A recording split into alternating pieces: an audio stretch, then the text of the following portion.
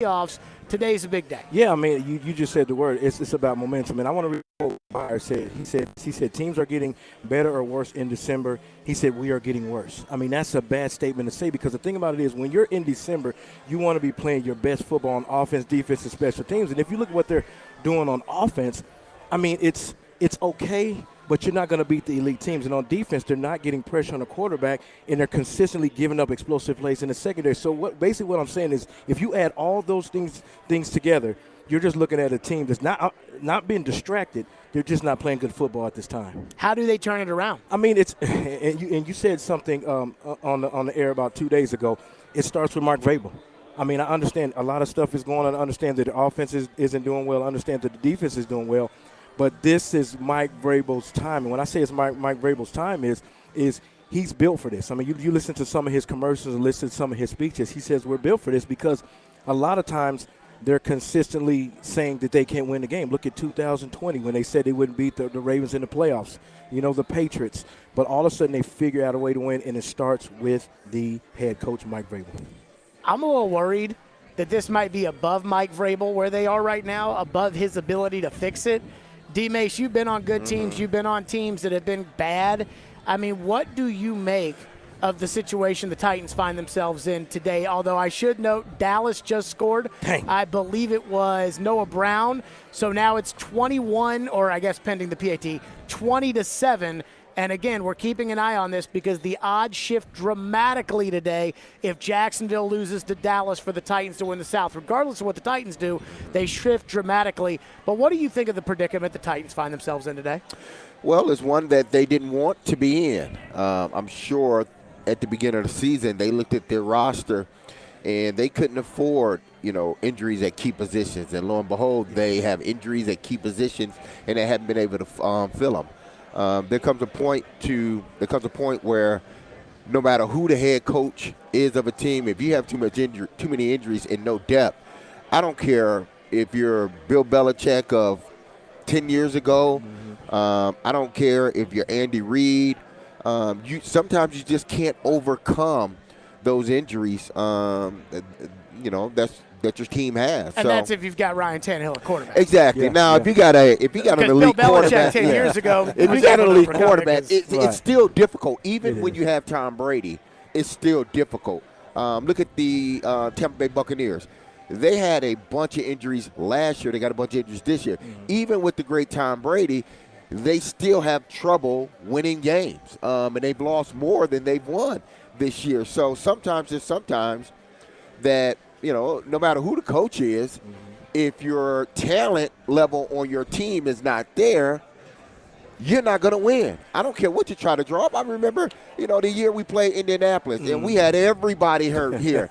And Fisher was like, okay, we're going to try to get up on these guys as quickly as possible. We had onside kicks, everything. We got up 21-7. We lost that game. Got killed like 42. Exactly, because we were depleted Yeah. as a unit. So no matter who the coach is, when injuries occur at that level, the level that they're with the Titans, there's not much you can do. I think the timing's bad, too. I mean, you're starting to get into the meat of your schedule. Not the meat of your schedule, but at the end of the schedule to where the playoffs are starting. You want to be playing your best football. You want to be healthy going into the playoffs. And I think that, with all the guys on offense, with all the guys on defense that are being hurt, and you don't have the depth, that's kind of what you said, they're going to have to figure something out, whoever's in the game. I mean, I know we're talking about the coach can't really make the plays, but Todd Downing and Shane Barnes on the defensive coordinator, offensive coordinator, they're going to have to figure out something to make sure that they can score points and stop people on defense.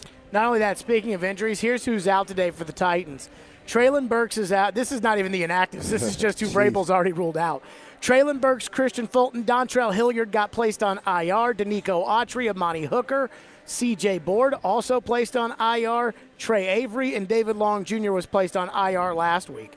In for those guys, Devontae Harris, a defensive back, never heard of him. Lonnie Johnson Jr. has been reinstated from IR. Julius Chestnut has been signed to the active roster. He'll replace Dontrell Hilliard on special teams. Jordan Roos is a guard. Mason Kinsey's been called up from the practice squad. And Andre Smith, a linebacker, has been called up from the practice squad. Andre who? What you talking about? Andre Smith. Nah, that just shows you, man, that they're thin. and even the guys that bring it up from practice squad.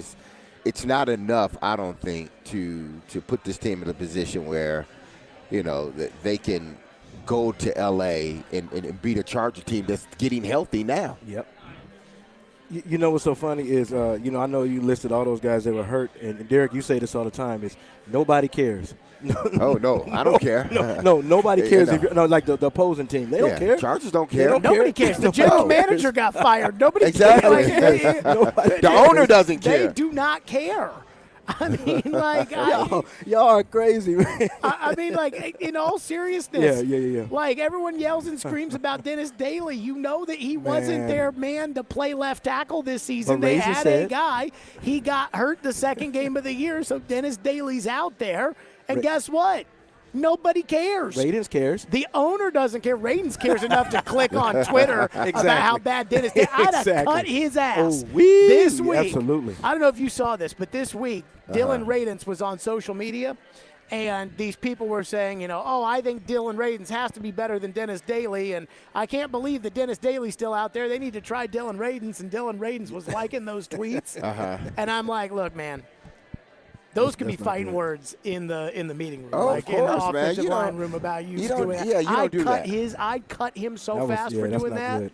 I mean, I'd call Dylan Radens into the office right then and there, and I'd cut him.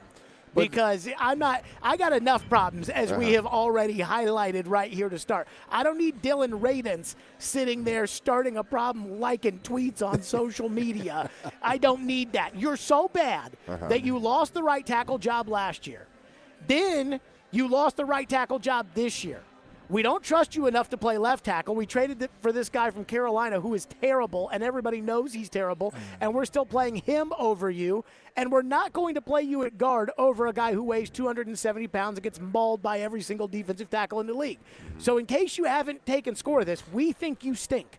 Like, that is that not the message here? And he's out there on Twitter liking tweets. I'm better than Dennis Daly. Get out. Yeah, that caused division. It does. It really will cause does. cause division in the room. That will cause division in the building. Those are the things that Jeffrey Simmons was talking about that they can't have. Stuff like that. Being divisive in the building, coming in late, things like that. Not paying attention to detail. When you go on a 3-game losing streak and then you run into a team like the Chargers that could potentially send you to a 4-game losing streak, you don't need any of that stuff on the outside. You need to concentrate on football, and it seems like that. Like, at least Dylan Radens is not. He should be. As bad as he has been, he should be. He shouldn't be on social media. He should be on the team. Social media. Hey, y'all know how I feel about it. I said that a long time ago. I didn't think he was good enough. I didn't say he never was good enough to play in the NFL, but I said he wasn't good enough for this team.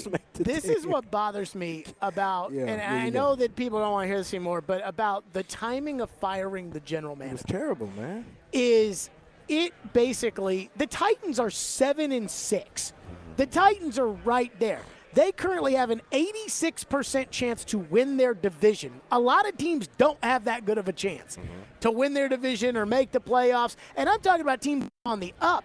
The Dolphins don't have that kind of chance. The Lions don't have that kind of chance. The Lions have been playing great ball, and they don't have that kind of chance. And so here are the Titans, and they've got everything in front of them, and they know it. And when the owner fires the general manager in the middle of the season, it's like, nope, I don't care about any of that. You guys stink. And then it breeds contempt, I think, around the team from the fans, from even the players inside the room, of being like, yeah, we suck because the owner told us that. And I think that this is what we're seeing here with the division of Dylan Radens liking these tweets, or these guys, Jeffrey Simmons saying nobody needs to be showing up late, or things like that. It is like they've been given a license to look negatively at themselves, and it has affected the entire outlook of the team. And I don't even think Vrabel can pull them out of that. Nah, I don't know if he can either. This team has been on a spiral ever since the Green Bay game. And, can they get themselves out of it? it's going to be tough. And see, that's why firing the general manager last week was so stupid, because that Jacksonville game was the game for we're going in the wrong direction. But this week, everybody lock in, everybody get right, everybody, we'll go out there, show them who's boss. And instead, the owner's like, nope, I quit on this season. And that's the problem. And the fact that nobody over there thought that through, I find to be incredibly disheartening as a fan. Do you think it was personal? I mean, I'm trying to figure out why he was let go at that time. Do you think it was personal? Because if you just look at the overall body, what's going on, you guys said it profoundly. They're sitting at 7-5. They're at the top of the AFC South. They're going to win. They can go deep in the playoffs. So do you think it could have been personal for her to fire him at that time? Because everything that we're saying and everybody else is saying, why at that time? Why when you're 7-5? Why are you at the AFC South and you have a chance to win it? But why fire now when it can become a big distraction? Well, I can see if you fire him after, the 3-game losing streak you lose last week to Jacksonville, you say, you know what, I've had it. This is it. I'm going in another direction with John. Or even say if they don't win this game and you choose to fire him after this game, people would look at that and say, okay, I see the reason why. But you had just, you're just coming off of beating up Green Bay. Yes, you lost the following week to the Eagles in disappointing fashion and embarrassing fashion, but it still wasn't enough to fire your GM at this particular time. And then not only fire him, to cause, a distraction for your team after they already had a distraction 2 weeks ago. Mm-hmm. You're right. That was not thought through. Mm-hmm. As a organization. Those things you don't want to happen. You don't pile one distraction on top of another distraction as a head coach. You don't want that. But then the owner thought, oh, okay, fine, we're going to do it. We had a OC that caused a bunch of distraction. I don't care. Might as well throw another one on it. And they fire him. I don't get it. I'll tell you what this is. Do you think she was going to fire him after the Green Bay game? After they won, everybody's talking about how good they were. They were 7-4. Absolutely not. They lost to the Bengals, close game. Guy hits a snapper in the head. They can't stop Joe Burrow on a couple of these runs. They miss a 35-yard field. You think she was going to fire him after the Bengals game? You think the Bengals game where they lost by 4 points was glaring enough of the roster to say fire the general manager? Nah, I can't see you firing him after that. It's A.J. Brown. But no. It was that. That's what it was. I'm convinced of this. No. I'm convinced. But you signed off on it. As an owner, you signed off on it. I know. This is what's so hard, because I think Amy Adams Strunk has done a fantastic job as the owner of the Titans until now. Mm-hmm. I mean, this is the first huge glaring what the hell is she thinking kind of decision. Not just what she did, but when she did it. Uh-huh. But I think what happened was she was already mad about all the things that we're mad about. Isaiah Wilson, Farley, Radence, Julio Jones, Clowney, Beasley. We're all mad about that stuff. And so she was already mad about it. Then A.J. went off, and all those Philly fans started sticking their middle fingers in her box, and she impulsively acted. They said, hey, sleep on it today. And she woke up the next morning, and she fired him on Tuesday.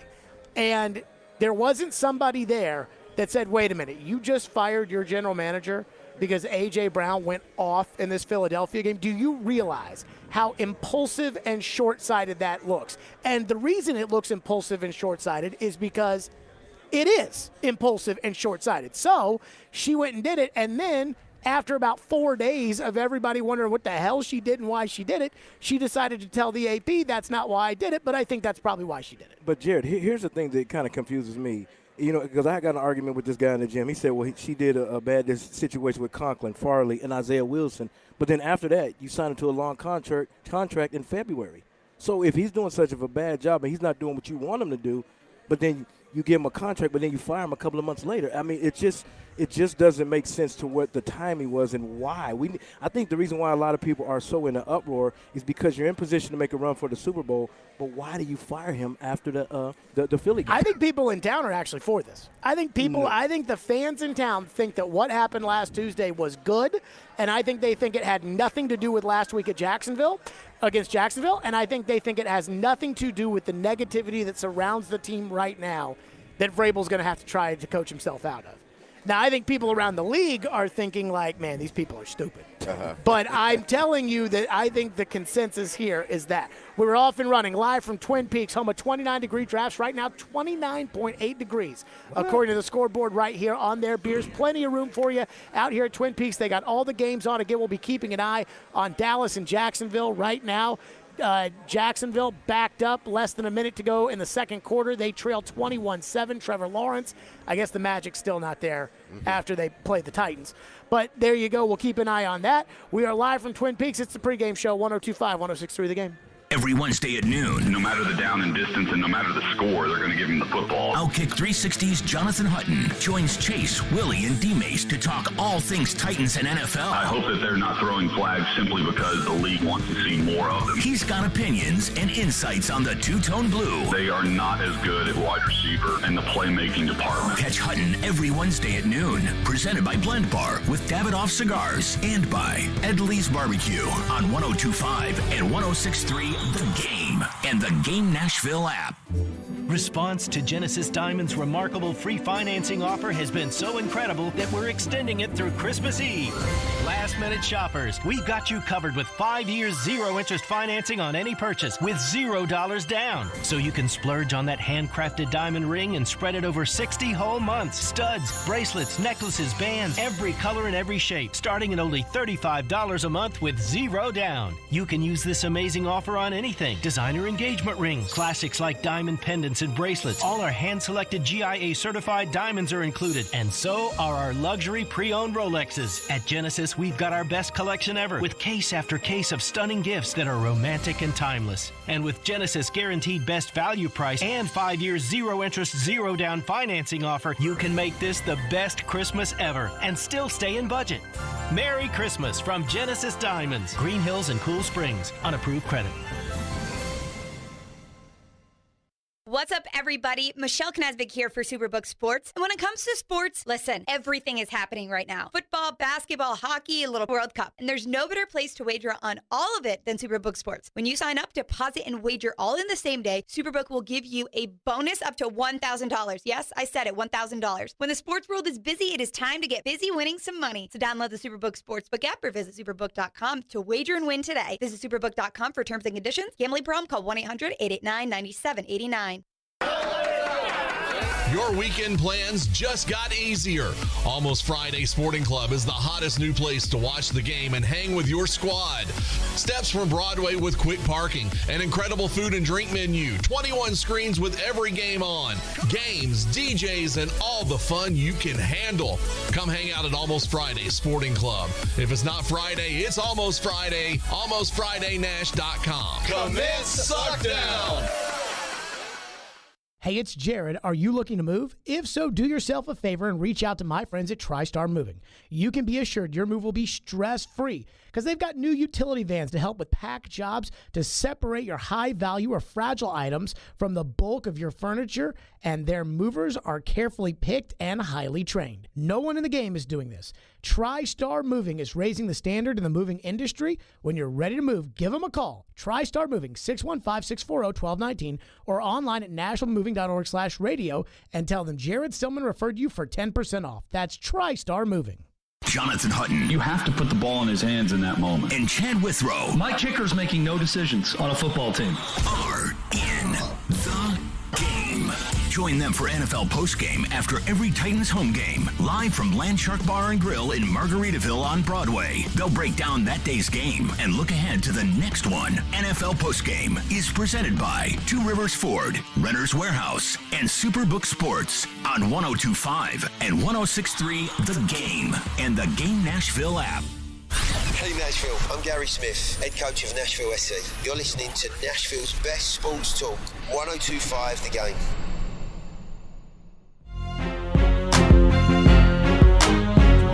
It's the pregame show, 102.5, 106.3 The Game. Titans and Chargers, once again, 29-degree draft, wall-to-wall sports. We got all the games in front of us as they're approaching halftime. Right now, Chris Sanders is convinced the Eagles should be on upset alert. They are trailing the Bears 6-3. We'll keep an eye on that, although Philadelphia is in scoring range with less than a minute to go in the second quarter. At the half, Dallas 21, the Jags 7. Shocking that when they're not playing the Titans, Jacksonville looks like a regular team again. 21-7, again, a Jags loss. A Titans win gives the Titans a 98% chance of winning the AFC South. A Titans loss and a Jags loss gives the Titans an 88% chance of winning the division. Right now, the Titans have an 86% chance to win the division. It's time now to move the chains with our friends at TriStar Moving, my official movers, TriStar Moving, with 5-star service. And, of course, we start at first down. First down. This team's lost 3 in a row for the first time since 2018. How did that team respond? They went on the road on Monday Night Football to Dallas and beat the Cowboys and then smoked the New England Patriots at home. They don't necessarily have that test going up against Justin Herbert and the Chargers this week, but Derek Mason, you've been on teams that have had losing streaks. You were on a Titans team that started 1-4 and ended up in the AFC Championship game. How do the Titans get themselves out of this losing streak and back into some positivity? Well, it's hard. You spoke of the 1-4 start we had. Well, that was early in the season, and we were still healthy. So we were able to stick to what we were doing, stick to our principles, our foundations, and knowing that it was a long season, so we were able to grind it out. Now you're talking about, you only got a quarter of a season left. You're injured. How do you expect to then, end a 3-game losing streak against a team you got to travel to that is playing well right now? They are getting healthy. They have their 2 stud receivers back, Keelan Allen and Mike Williams. Herbert looks like the guy that everybody thought he was going to be. That defense is getting healthier. Eckler is just a matchup problem from anybody. He can run between the tackles. Outside, he can catch the ball out the backfield. It's going to be very hard for them to get out of this 3 games skid, because I can see if they were going through this and they were healthy. They just had a few bad breaks here and there. No, this team is depleted. And when I mean depleted, they're depleted at just about every position. And they don't have their key playmakers on offense nor defense. So I don't see how they get themselves out of this. I agree with Derek. I mean, it's going to be a little tough, but I think for a team to really get out of the rut and get out of the mud is they need that one play to kind of ignite the sidelines. If you look at last week with the Jacksonville Jaguars, what ignited the sideline to get them up to really beat the Tennessee Titans is when the hit on Derrick Henry, they got the fumble. Look at their sideline. Look at their body language, because it took that one play for them to get back in the game. They drove the ball down the field right before halftime, and they got back in the game. And I think with the Tennessee Titans, they need a confidence builder. They need somebody to step up and lead and say, you know what, I'm going to make that play to get them back. I know they're depleted. I know they're struggling on the offensive line. I know they have all these things against them, but they need the momentum and they need the confidence, and they need a play that's going to help them get over that play, over the hump. That takes us to second down.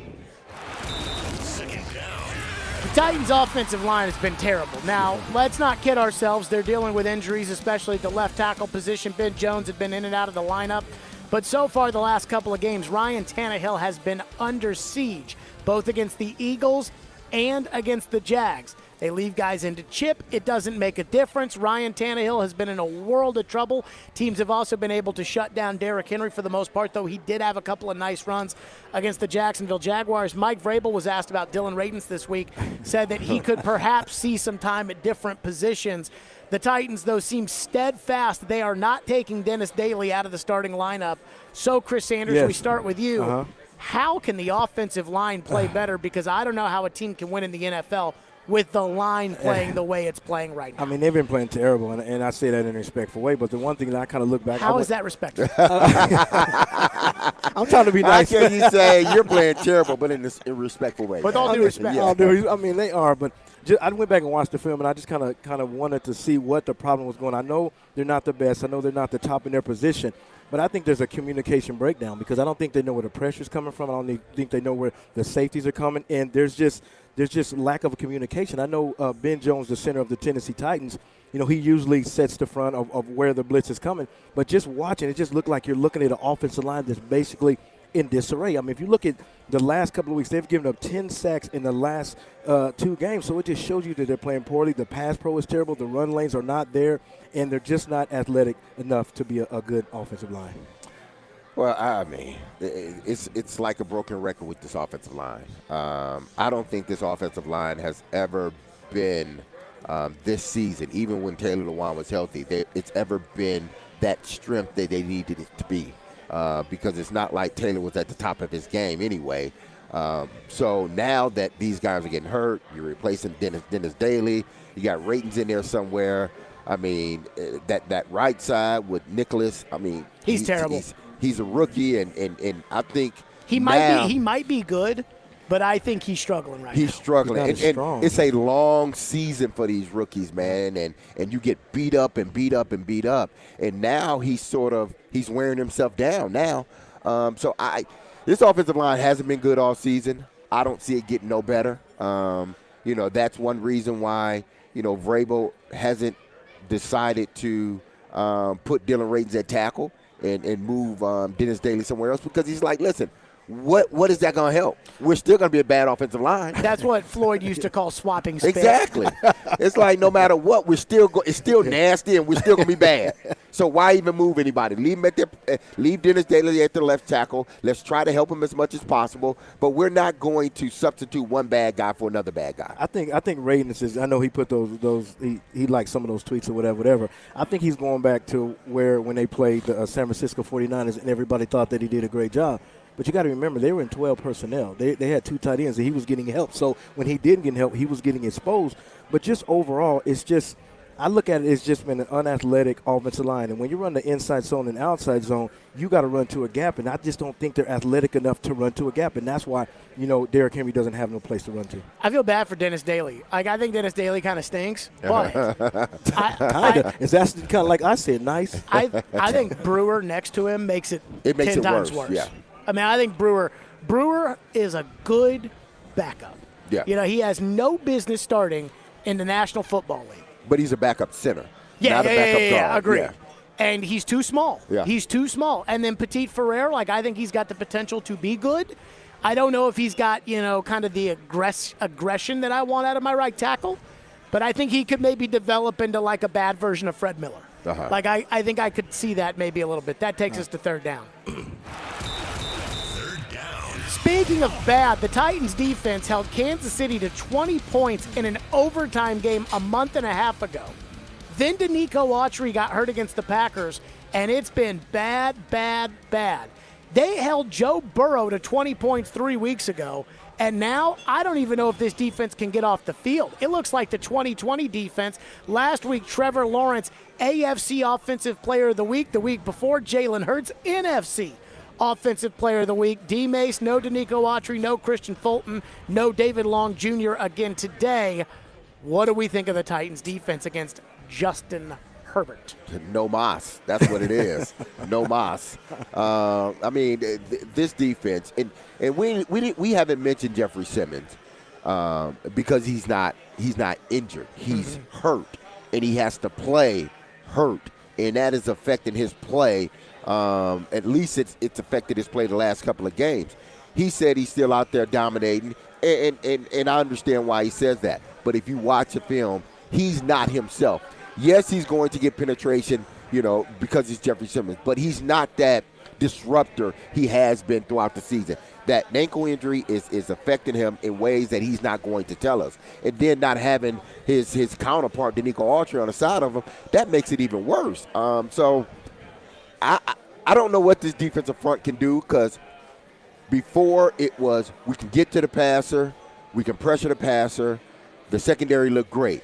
Well, now we see that the secondary isn't good, and they have their own injuries. They were good because they were getting pressure. Now they're not getting pressure. They're exposing that secondary. It's a young secondary. It's an inexperienced secondary, and it's a hurt secondary. Just looking, I agree. I'll piggyback off what Derek said. The front is just not getting pressure on the quarterback, and that secondary has the cover, and they're really getting exposed. If you look at the beginning of the season, the Titans weren't giving up those explosive plays. The reason why they weren't giving those explosive plays is because the front was consistently putting pressure on the quarterback. Mm-hmm. But now the quarterbacks are sitting back there and going through the first and second and third read, and they have to cover, and they're really getting exposed. And, I know McCreary is making a lot of tackles, but if I'm offensive coordinator and I see him on the perimeter and you got these big old wide receivers, I'm just throwing the ball up and let those guys make the jump ball catches, because he's physical, but he's not big enough to make those catches. As bad as Derrick Henry's fumble was, McCreary missing the interception that was worse. Just as bad. Yeah. Yep. That was – I'll say it to you like this with the defense. They were terrible in 2020. They couldn't rush the passer. They had Harold Landry. They had Jeffrey Simmons. Mm-hmm. They signed Danico Autry. They were able to rush the passer. Danico Autry got hurt. They haven't been able to rush the passer. I mean, I'm a simple cause and effect guy here. Danico Autry's making $7 million. He's probably like a $20 million player for this team. The way he's been playing, you don't He's a know, great player. You don't know how good or how effective or what he means to that unit until he's gone. Yep. He was overshadowed by Jeffrey Simmons, and rightfully so. But Jeffrey needs him, exactly. Jeffrey needs him because he knows that, listen, everybody can't gang up on me if Danico Autry's out there. Well, Danico Autry is not out there anymore. So now he gets the brunt of the blocking, and because of the ankle injury, he hasn't been on his top game. And then also we need to understand the importance of David Long Jr. Yeah. I mean, look at the linebacker play. You got Monty Rice and Cole. They're not explosive like he is because David Long is a guy who's consistently around the football. Those guys are just guys and just in space and taking a spot. Monty Rice kind of sucks. Like, I'm just going to give it to you like that. That takes us quickly to fourth down. We saw the Ravens yesterday. We saw the Dolphins yesterday. The Chargers, we've already seen the Bengals. The Titans, if they get the fourth seed, are looking at probably the loser of the AFC North between the Bengals and the Ravens. Ooh.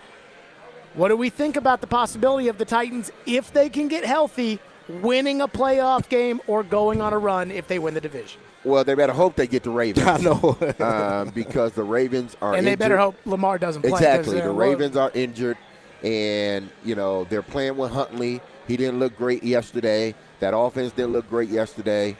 So if they're wishing for anything, they're hoping that, Baltimore doesn't win the division and they get in as a wild card, and then Baltimore has to come to Nashville to play them. Because right now, Baltimore is going in the same direction that the Tennessee Titans are, and that's south. They're not going north. They're dealing with their injuries just as much as the Titans are, but they're dealing with their injuries at that key spot, the quarterback spot. Yeah, and it just shows you how important your quarterback is. I mean, you got Lamar Jackson, who is the best guy on that team, and when he goes down, they just look like a team that's totally in disarray. Offense, they look okay. I mean, I know they got the quarterback, but then the defense, usually when you look at a Baltimore defense, they're consistently physical and making plays. They're not doing that on defense, and that's why I would rather play the Baltimore. And you cut me off. Thanks. What was that? Was that a sign? It was the game. Yeah, it was the game. It was the hook. Come on, Lionel Richie. There you go. That was the hook. There you go. 4 downs. Moving the chains presented by TriStar. Moving. Coming up next, we'll take a look at the Titans offense. They continue to struggle, but Mike Vrabel makes a pledge this week. We'll get to that next. It's the pregame show live from Twin Peaks on 102.5, 106.3 The Game.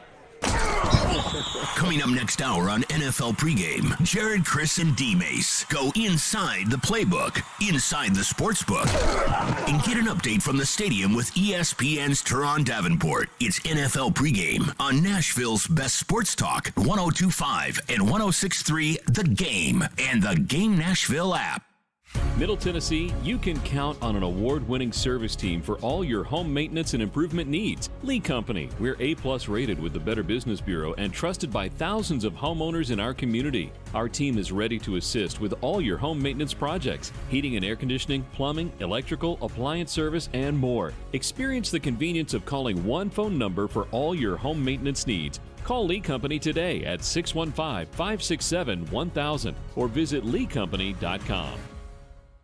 Hey, it's Joe Rexha here talking FanDuel Sportsbook. One of the things I love betting the NFL, finding new players or game props I like. One thing that's cool about FanDuel, you can combine them with other bets from the same game to score a bigger payout. If I was doing something like that with Titans Chargers, I think I would look at Derrick Henry getting in the end zone for an anytime touchdown. I'd like the Chargers too. I just don't like how the Titans are playing right now, and they're awfully banged up. And I think I would probably go with the under in this game as well. You do whatever you want to do. Same game, probably one of many reasons to bet FanDuel. It's easy to use. That's important to me. Live betting. You can see a trend you like. You can get on something. The odds change during a game. Fast withdrawals, odds boosts, and specials. And there's no feeling like nailing that same game parlay. Lock it in today. If you're new, sign up with promo code Joe102 for the no sweat first bet up to $1,000. Promo code Joe102. Make every moment more with FanDuel, official sportsbook partner of the NFL. Must be 21 or older in present Tennessee. First online room and wager. Only $10 first deposit required. Bonus issued is now at all bar free bets. They expire 14 days after receipt. Restrictions apply. See terms at sportsbet.fanduel.com. Gambling problem? Call the Tennessee Red Line 800-889-9789. Losing your hair? It's Chase McCabe. No matter your age, gender, or type of hair loss, it's never a good feeling when you see too much hair on your brush or you begin to notice bald spots. For 45 years, Hair Club has helped more than 500,000 members get hair.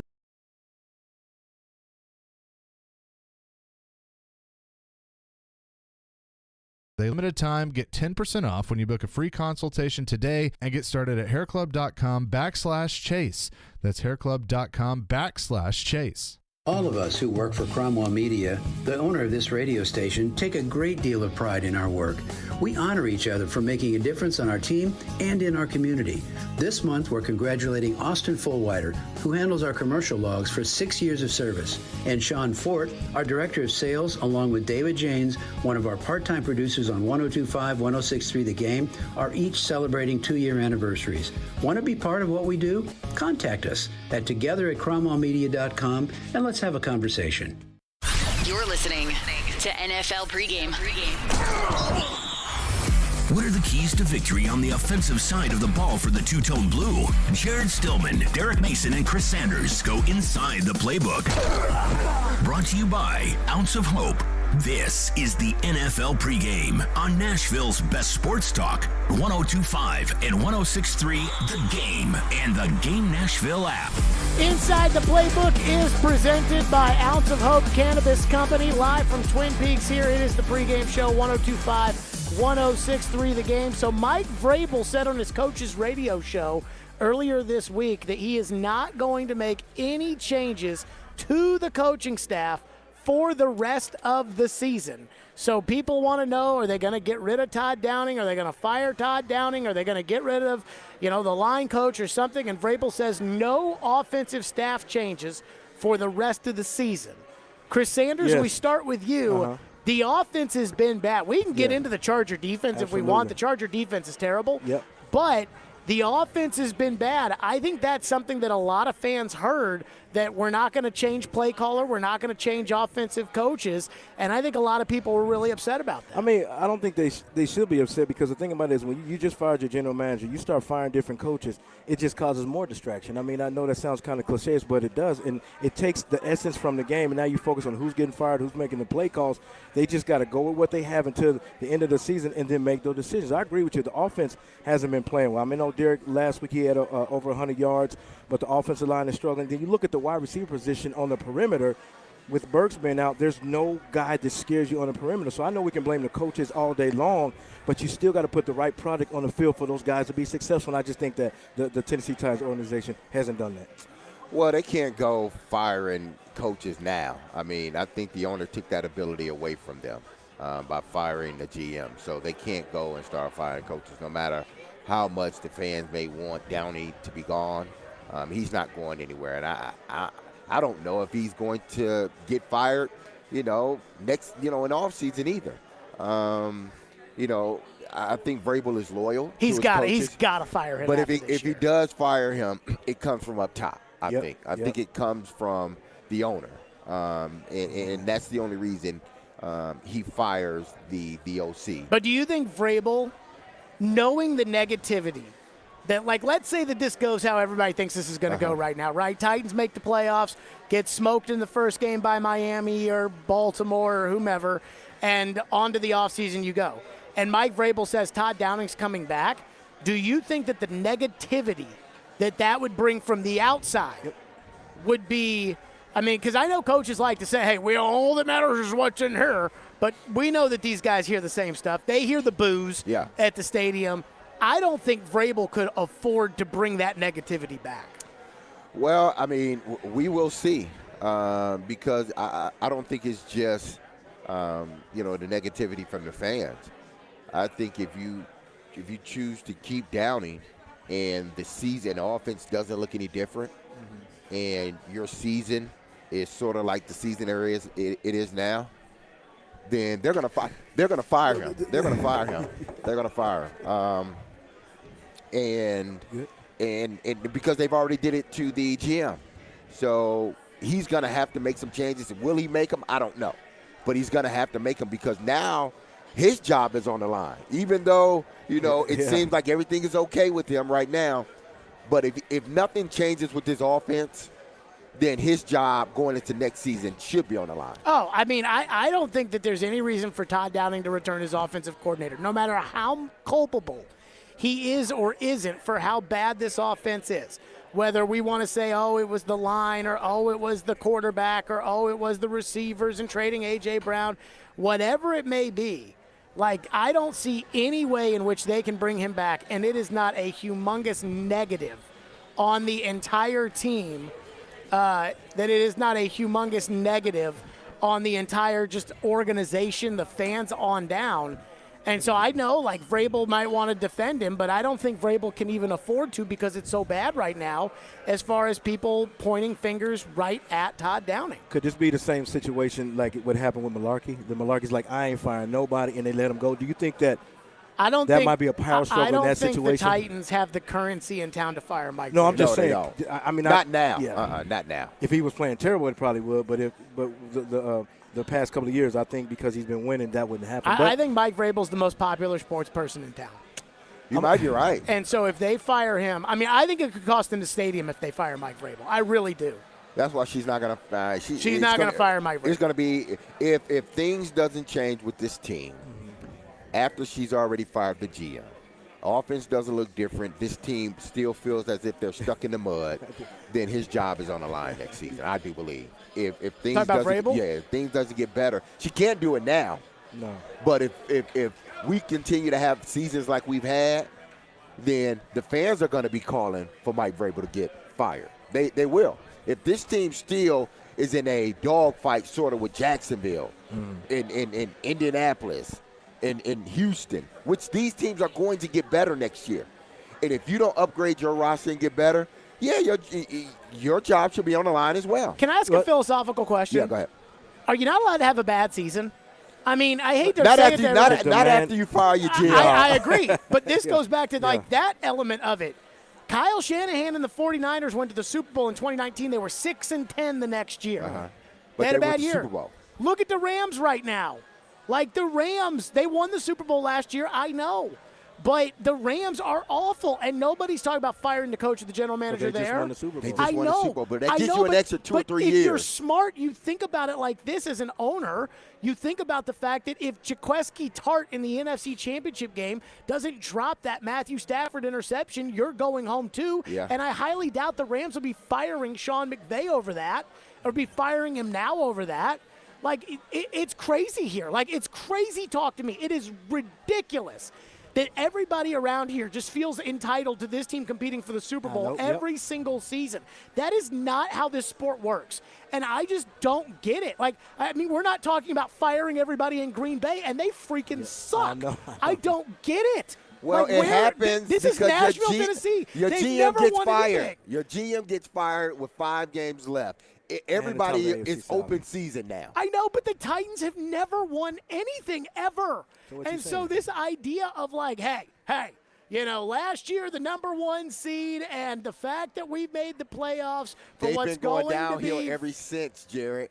That's not since they got the number 1 seed? They've been going ever since that AFC Championship game. Last year's team would have smoked the team the year before Ever since they went to that AFC Championship game, this team – from a talent standpoint, has been going downhill. I completely disagree. They've been going down. Last year, the 2021 team, that team last season, that team would have killed the team the year bore that had no defense. Would have killed them. But we didn't have no offense last year. That 2020 team. We didn't have an offense last year. You had enough offense. You had a great run. Well, that defense played well enough to get them to the AFC Championship game, right? The defense? Yeah, they played well enough to get them to the AFC Championship game, right? See, this is where I feel like they shut down New England. They shut down Baltimore. This is where I felt like they got lucky. Was they didn't run into New England. I mean, it's well documented, the offensive talent problems that Brady was like, I'm out of here on this. But that Ravens team, they went a specific way, and Lamar Jackson threw an interception early that took them out of play in that way. They could not. That defense had a 17-7 lead in the AFC Championship game. They couldn't hold it. They couldn't beat. The 2019 defense was certainly better than the 2020 defense. Of course. But it wasn't good enough really to beat good teams on a consistent basis. They just got hot. But this roster every year has gotten worse. From that AFC Championship game. I think last year's team would have beaten the AFC Championship game team. From AFC Championship game team, that team After that year, they started going downhill. You can see it. They won the division. Why did they not go to the AFC Championship game last year? Because of the quarterback? No. Because the quarterback threw 3 interceptions. That's why. And the defense didn't make a big play when they needed to. I mean, the defense gave up 19 points off of 3 turnovers. But everybody in the building knows you're going to Jamar Chase, fourth down, and you play and you can't guard him. I'm putting 5 guys on him. No. He needs to throw it to somebody else. He needs to throw it to somebody else. Jamar Chase is not getting the ball. Now, here's the thing. He would have thrown to somebody else. Yes. And they would have kicked the field goal. But the big thing for me here is, again, this entitlement of, like, last year, I do believe this. I said this after the Dolphins game, before they played the Texans to wrap up the 1 seed. I said, if Tannehill doesn't turn the football over, this team's going to the Super Bowl. And I still believe that to this day, that the toughness of that team, the fact that A.J. Brown had really come into his own, the fact that they had gotten Derrick Henry back, everybody was healthy, Julio Jones was in there, they got 9 sacks in a playoff game. That team, I think the way it played out, would have won the Super Bowl if Ryan Tannehill didn't throw an interception on the first play of the game and ruin his confidence against the Bengals. So I don't believe that it's like AFC Championship game, then the 2020 team, and then you go down for the next team, and then you go to here. I think that last year's team was good enough to win the Super Bowl, and so the entitlement that I feel around here of like, well, if they don't win next year, then Vrabel's on the hot seat. I'm like, what the hell is the matter with everybody around here? You know, sometimes you need to go back and reminisce where this team came from. Oh, they sucked. I mean, look at what 2015. They were 3-13, but then all of a sudden they were 2-14. 2-14. That's what I'm saying. So I agree with you. That entitlement sucks because the thing about it is, you had 5 winning seasons. You go to the playoffs and do all these things. You still got to understand it's still a process. It's hard to get to the Super Bowl. We went to the Super Bowl in 1999, but it's still hard to get back there. We thought we had a better team the next year. We didn't get there because it's so hard to get back to the Super Bowl each season. You know what's crazy about that, too? What? I think that in that 5-year window that started with the Super Bowl year, that the 3 other teams that made the playoffs were better than the Super Bowl team. That next year was. Yeah. Like the team that went to Oakland and lost the AFC Championship game, I think that team was better than the Super Bowl team. The team that lost to New England was better than the Super Bowl team, and the team that lost to Baltimore. Yeah. All right, we'll take a look at the defense. A lot of offensive talk there. We'll take a look at the defense on the other side. Inside the playbook, we'll go live from Twin Peaks. It's the pregame show, 102.5, 106.3 The Game. Man, what is Hi, I'm Yusuf Saros. And this is Nashville. Now here's a try off to the side. What a stop made by UC Saros there. Unreal. You're listening to the flagship of the Nashville Predators radio network. ESPN 102.5 The Game. Finishing jobs on time, never being idle, and powerful equipment. Meade has the John Deere excavating equipment and the smart grade technology solutions for you and your business. Power your business with a new, used, or rented excavator and get the performance you expect and service you can rely on. Call us today for the equipment built as tough and reliable as you, or visit us at meadtractor.com. That's meadtractor.com. Nothing says I love you like the gift of jewelry. A sapphire ring, a diamond necklace, a colored gemstone earring, an anniversary band. And around here, the diamond destination is Genesis Diamonds. With decades of experience, our legendary value combined with worldwide connection, Genesis is here to help make this Christmas the most unforgettable ever. And to make it easy to splurge, our special 0% finance offer has been extended through Christmas Eve. So you can make any holiday purchase and spread your payments over 5 years and enjoy an interest rate of 0% with absolutely nothing down. Our showcases are filled with exquisite diamond rings, earrings, pendants, bracelets, bands, as well as a fabulous selection of luxury pre-owned Rolexes, starting as low as $35 a month with nothing down. And if you're planning an engagement this holiday season, this special finance offer includes all of our designer engagement rings and all GIA certified diamonds. Buy now, spread your payments over 5 years with 0 interest and nothing down. Say I love you louder than ever this holiday with the gift of diamonds from Genesis Diamonds, Green Hills in Cool Springs. Approved credit. Need cash for the holidays or to pay off credit cards right now? Loan Pronto's all-new Express Equity Line of Credit program is just what you need. This is great. You can keep your low mortgage rate and still get cash out. That's right. You don't have to do a full home refi. You can tap a small portion of the equity you have and enjoy a super low rate. With Loan Pronto's Express Equity Credit Line, you can close in 7 to 10 days, and a $50,000 loan will come your way, and it only costs you around $300 a month. Use that money to pay off whatever bills you have. Credit cards, consolidate other debt, or start a home improvement project. With Loan Pronto, you can access up to 95% of your home's equity. and 9 out of 10 homeowners won't even need the appraisal. Even if you did a total refi recently or just bought your home, you can tap the equity with this fast, easy program. Do it now before the holidays. Call Loan Pronto, 615-499-5780. That's 615-499-5780, or go to loanpronto.com. Equal housing lender, NMLS 1661781, subject to lender approval. The Sports Talk doesn't end on Friday. Join Michelle Knezovic and Junnie Riddle for Michelle and Junnie. Have they truly been tested yet? I really want this to be a good game. Michelle and Junnie, every Saturday morning at 9. Presented by Superbook Sports and the Nashville Jam Company. I think Junie and I are going to go hit breakfast/brunch there after the show. On 102.5 and 106.3, The Game and the Game Nashville app. What's happening in Nashville? This is Scott Van Pelt. You're listening to Nashville's best sports talk, ESPN 102.5 The Game. What are the keys to victory on the defensive side of the ball for the two-tone blue? Jared Stillman, Derek Mason, and Chris Sanders go inside the playbook. Brought to you by Ounce of Hope. This is the NFL pregame on Nashville's best sports talk, 102.5 and 106.3 The Game and the Game Nashville app. Inside the Playbook is presented by Ounce of Hope Cannabis Company, live from Twin Peaks and Cool Springs. Guys, I love Justin Herbert. I love his receivers, Mike Williams and Keenan Allen. Gerald Everett, their tight end, he's like Austin Hooper. I think he's fine. I like Austin Eckler, their running back. And this Titans defense, honestly, I'm starting to hate. I look at Justin Herbert, and I think he is the next Dan Marino. I think he's that good.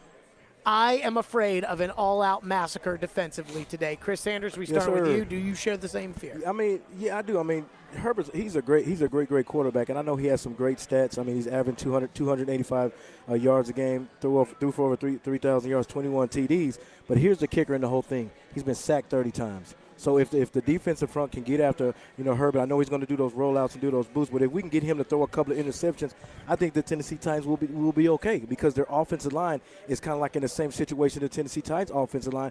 They're struggling. Yes, they're throwing some passes to some great wide receivers with Allen and Williams and Palmer. But still, if you don't win on the offensive line, if you don't protect and get him on his back and make him throw the interception, that's the positivity that I have that the Tennessee Titans could do. I just tell you that without Danico Autry, I don't think they're going to get to the quarterback.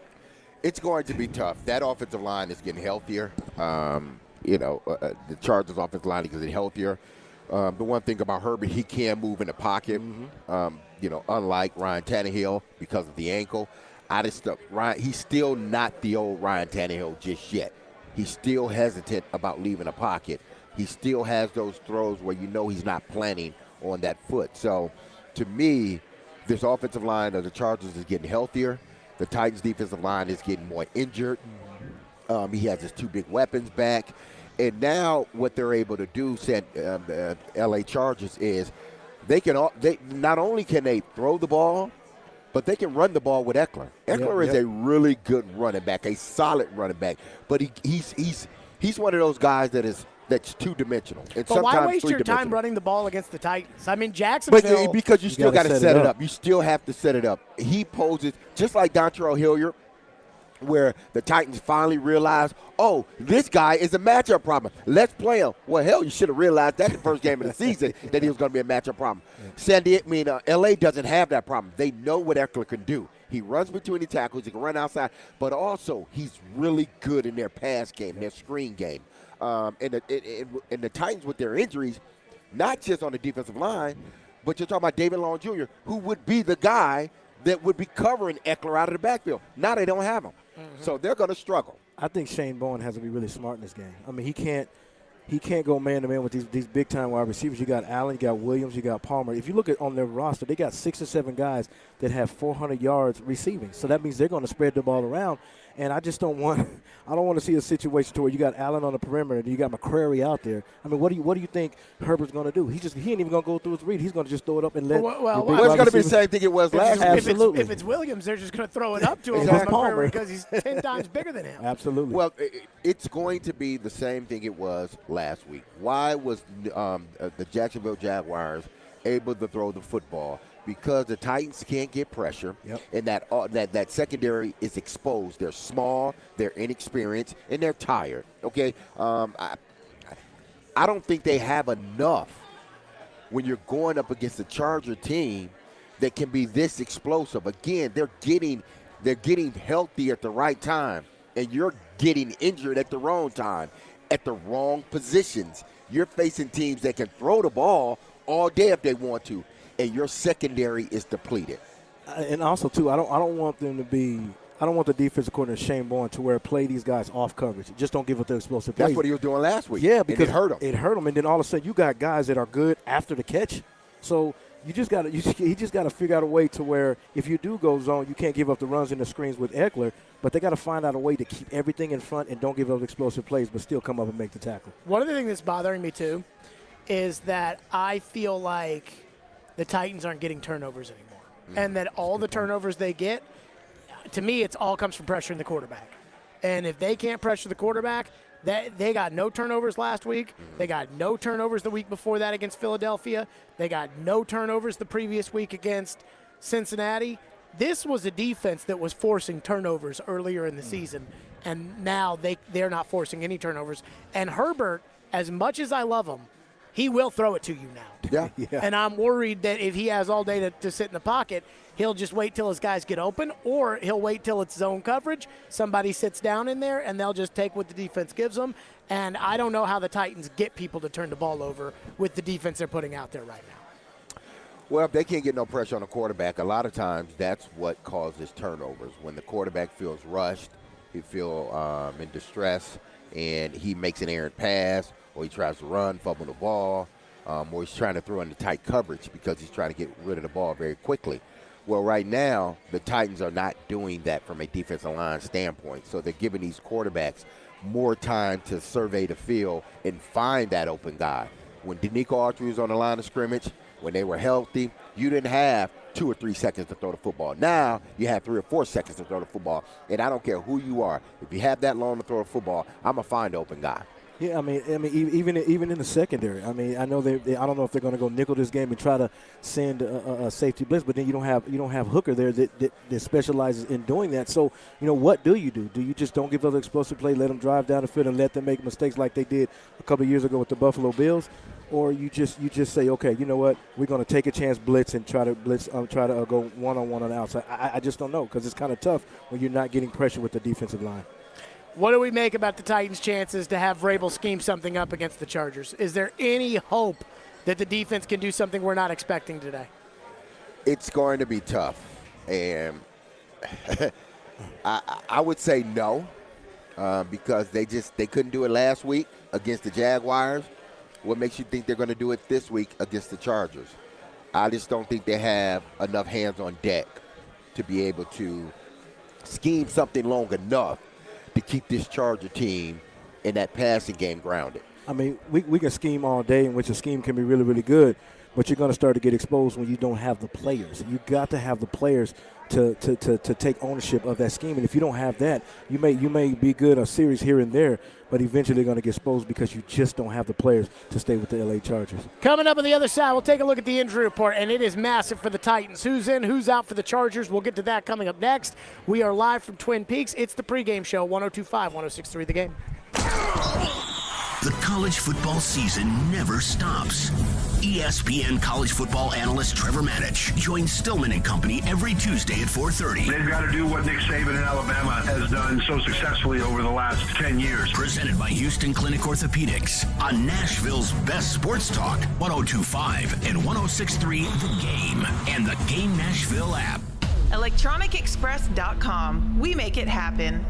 Blood Assurance, this community's local blood centers, is hiring for several open positions in the Nashville area. Be a part of a company that helps save lives by providing the local hospitals with the much-needed life source of blood. They offer competitive pay, great benefits, paid time off, and retirement benefits. Blood Assurance has a family-friendly environment. Go to bloodassurance.org/careers. Again, that's bloodassurance.org/careers to apply. Hey, Teron Davenport here for Superbook Sports. When it comes to sports, it's all happening right now. Football, basketball, hockey, and soon enough, the World Cup. And there's no better place to wager on all of it than Superbook Sports. When you sign up, deposit, and wager in the same day, Superbook will give you a bonus up to $1,000. Yes, $1,000. When the sports world is busy, it's time to get busy winning some money. So download the Superbook Sports app or visit superbook.com to wager and win today. Visit superbook.com for terms and conditions. Gambling problem? Call 1-800-889-9789.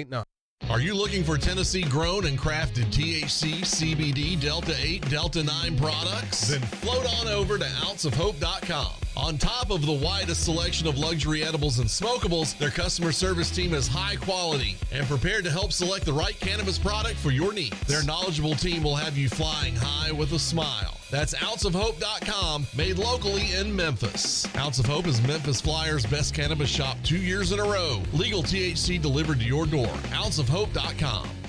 Do you know a special woman who deserves nothing but the best for the holidays? This Christmas, spoil her with soft, silky, naturally nude pajamas. The next best thing to wearing nothing at all.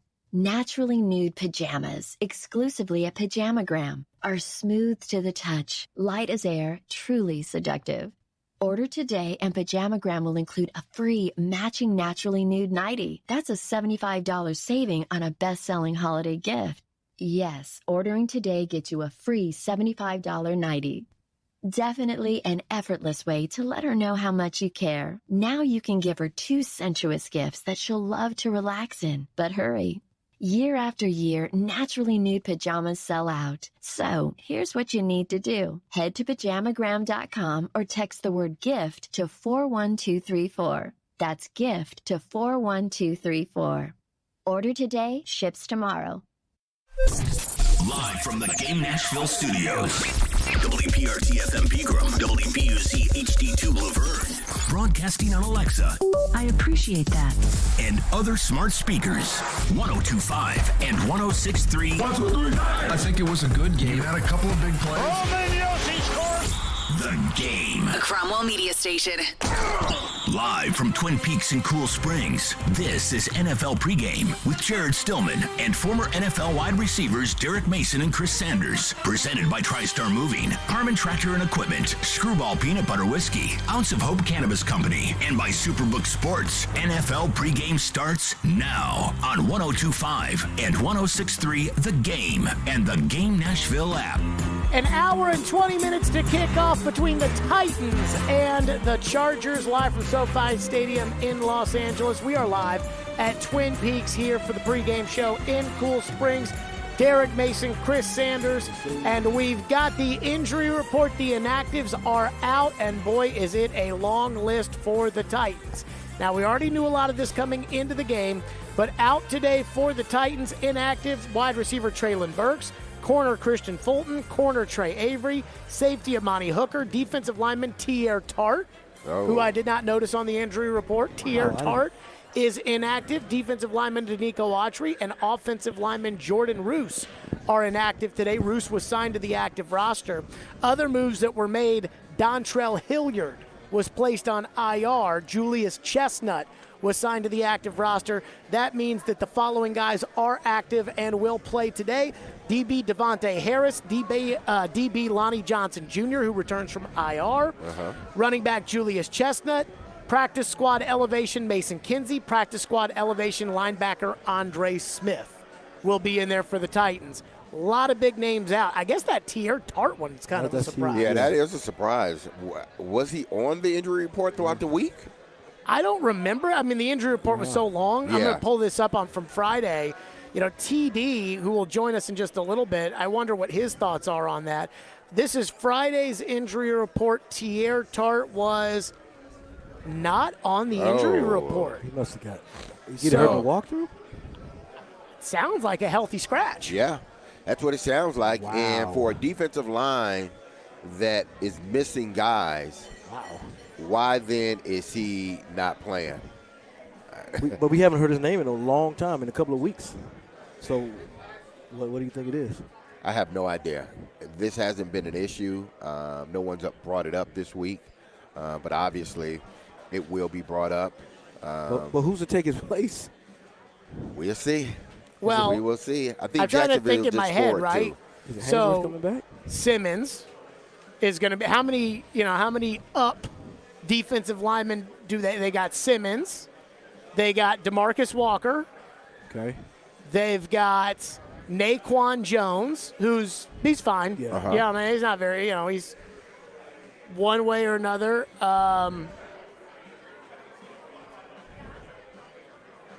They've got Mario Edwards Jr. Yes. But he's more of an outside guy than he guy. is an inside guy. So they've got Terrell Basham, who they signed last week. He's an outside rusher.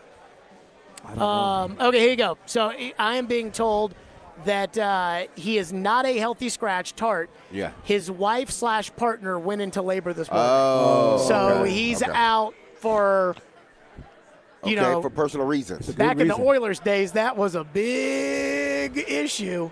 Oh, man. Well, good luck. Congratulations. Not that it should be an issue. I'm not saying it is. Congratulations I'm just to Tia saying Tart. back in the Bud Adams days, it was a big problem. Back in 1993. So good luck. Congratulations to Tia Tart and his wife. We need you, man. Or partner. Or partner. But, man, they're going to miss him today. Yeah. They're going to – I'm pretty sure Vrabel reluctantly was like, congratulations, dude. But, man. He squeezed his hand extra hard like, congratulations. Bud Adams. I don't think you guys were on the team during the – I know you weren't. I don't think you were on the team during the Babygate thing where the offensive lineman – the wife gives birth on Saturday. Bud Adams is going to fly him to the game on Sunday. This was 1993. Bud Adams was going to fly him to the game on Sunday, and he said no. He wanted to spend time with his wife, and so he didn't play in the game on Sunday, and Bud Adams criticized him, and it ended up like on the NBC Nightly News and all kinds of drama. That being said, though, that is a big loss. It is huge. That is a big loss for the Titans to not have Tia Tart today. It is, because not only do you not have Danico Autry, I don't know what the deal is with Bud Dupree. You don't know if he's going to finish the game or not. Jeffrey Simmons is dealing with an injury. David Long Jr. is not playing. Now you have Tia Tart, who's been solid. Now that's another guy you don't have on your defensive line. This thing just keeps getting worse and worse and worse for the Tennessee Titans. I don't know how I can't say it's 100% they're going to win. I mean, they're going to lose, but I don't see how they pull this out. I don't. They got too many injuries.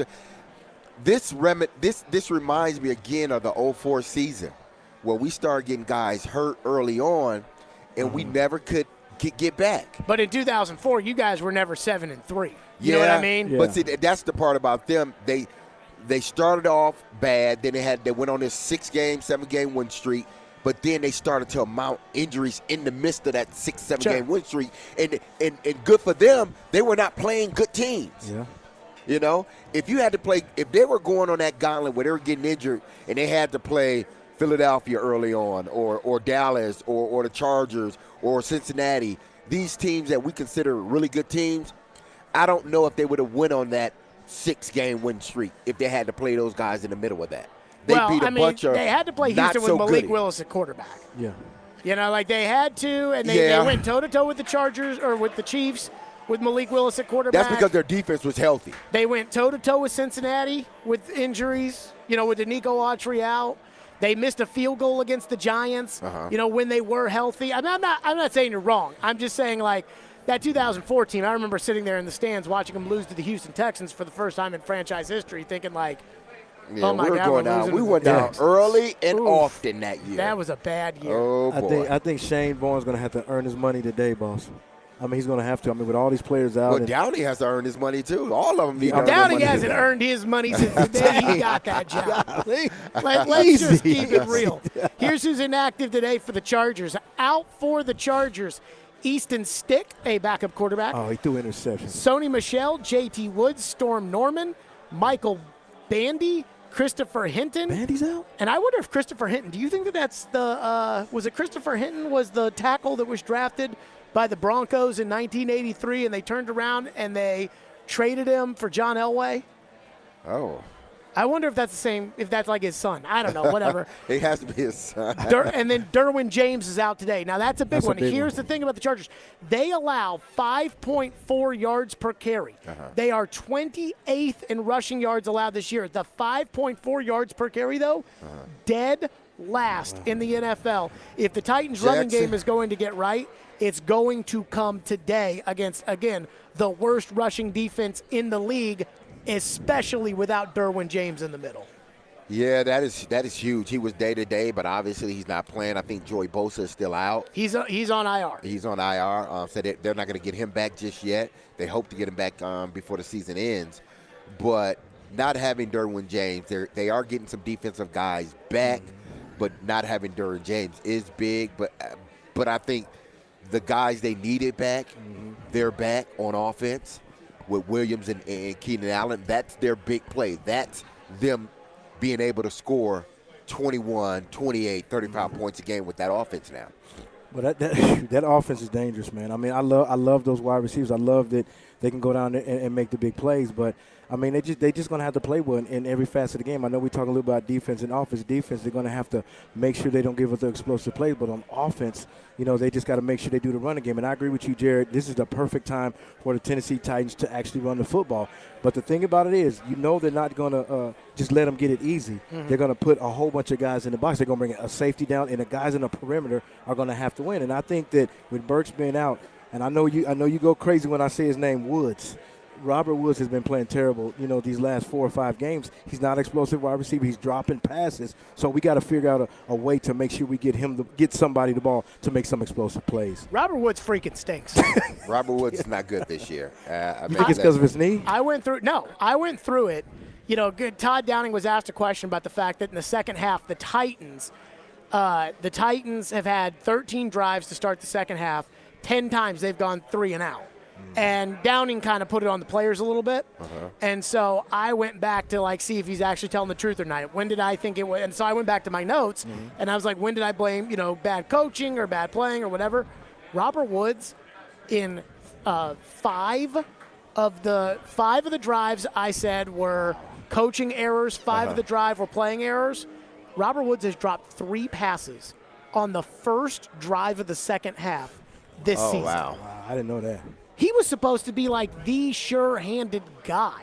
But he's not explosive, though. He has no explosion. You don't need to be explosive to catch the freaking ball. Well, I don't think he has any feel, or they have any feel for this offense, because this offense has been so up and down. There's no chemistry and no feel with the coordinator, it seems like, in the receivers. If he's not throwing the ball deep or at the play action. But again, when the ball's there in your hands, what does it have to do with your relationship with the offensive coordinator? Catch the ball. It's easier said than done, and you're right. He should catch the ball. I'm not making any excuses for him. He should catch the ball. But when you are not a part of the offense, I'm talking about this group. You're not a part of the offense, and then all of a sudden they want to try to make you a part of the offense. It's hard to, if you don't get these guys going early. I've always said, listen, when you come out early, get the ball to Traylon Burks early, get the ball to Robert Woods early, get the ball to Okonkwo and Hilliard early. Let them catch the ball early, because now they feel like they're in the flow of the game. If you don't allow these guys to get in the flow of the game and you wait until the second half or the second quarter start throwing on the football, it's like, man, come on. I got to work my way up to it. So, but he's been a disappointment. He's been a huge disappointment.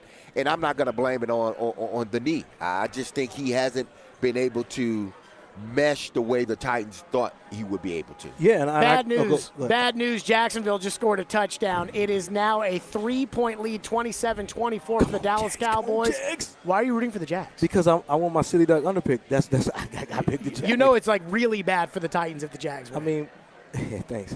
It's really bad for the Titans. Appreciate if the Titans win, if the Titans lose today, which I think we all think they're going to, although we'll make our picks at the end. But if the Titans lose today and the Jags win, the Titans drop from an 86% chance to win the division to a 69% chance of winning the division. That's not good. If the Titans lose and Jacksonville loses, the Titans have an 88% chance to lose. You need the Dallas Cowboys to win. Yeah. I need my points. Which one matters more to you? His point. Clearly. TD is live at SoFi Stadium. He will join us coming up next. His thoughts on today's Titans and Chargers game. We're live from Twin Peaks and Cool Springs. It's the pregame show on 102.5, 106.3 The Game. At some point, it's a combination of who did you play and what does your skill set look like. Get the best analysis of the big stories in the sports world with ESPN's Jason Fitz. If you reach for a quarterback in the draft because you need one, you're going to set your franchise back 5 years. Join Fitzy every Wednesday at 4:30. Presented by Blood Assurance. Jason Fitz. I am 5'9.5" on ESPN 102.5 and 106.3 The Game and the Game Nashville app. Family Leisure would like to wish everyone a very Merry Christmas. From our family to yours. Merry Christmas. Family Leisure is having a Christmas sale. Up to 50% off on everything in the store. Wow, that really helps. Arcade games, game tables, pool tables, even shuffleboard tables are on sale. Foosball and air hockey tables as low as $1.99 as well. Those are great gifts for the family. Family Leisure has spas in stock and on sale and ready for immediate delivery. Family Leisure's Christmas sale going on now. Both huge locations, Franklin and Antioch. Family and fun come together. Response to Genesis Diamond's remarkable free financing offer has been so incredible that we're extending it through Christmas Eve. Last minute shoppers, we've got you covered with 5 years zero interest financing on any purchase with $0 down. So you can splurge on that handcrafted diamond ring and spread it over 60 whole months. Studs, bracelets, necklaces, bands, every color and every shape, starting at only $35 a month with $0 down. You can use this amazing offer on anything. Designer engagement rings, classics like diamond pendants and bracelets. All our hand-selected GIA certified diamonds are included, and so are our luxury pre-owned Rolexes. At Genesis, we've got our best collection ever, with case after case of stunning gifts that are romantic and timeless. And with Genesis guaranteed best value price and 5 years zero interest, zero down financing offer, you can make this the best Christmas ever and still stay in budget. Merry Christmas from Genesis Diamonds, Green Hills and Cool Springs, on approved credit. Joe Rexrode here for OrderGreen.com. Listen, to do the job I do, got to stay on the move at all times. Lots of travel, early mornings. Sometimes it can catch up with you, and when it does, I always enjoy natural and enjoyable ways to de-stress my mind and body. That's why I use a high-quality, wide selection of THC and CBD products from OrderGreen.com. It's not just me. Lots of my friends are on the bandwagon here, including a sick family friend of ours who has gotten great benefits. OrderGreen.com. You subscribe, you save 25% off shipments of gummies, or use promo code JOE20 for 20% off your first purchase. OrderGreen.com. Tennessee has lots of buried pipelines, so it's important to know the signs of a leak, like if you smell unusual odors or hear hissing, see bubbling earth or water, or dead or dying vegetation. Some signs are even harder to miss, like dirt being blown into the air, a frost ball in an open field, or a flame coming from the ground. If you see any of these signs, don't wait. Leave the area immediately and call 911 or your pipeline company. For more tips on pipeline safety, visit pipesafety.org. A message from the Tennessee Gas Association, Tennessee Association of Broadcasters, and this station. TSU basketball lives on 102.1 The Ville. Join Coach Brian Petty Collins and the Tigers for every great moment in the OVC.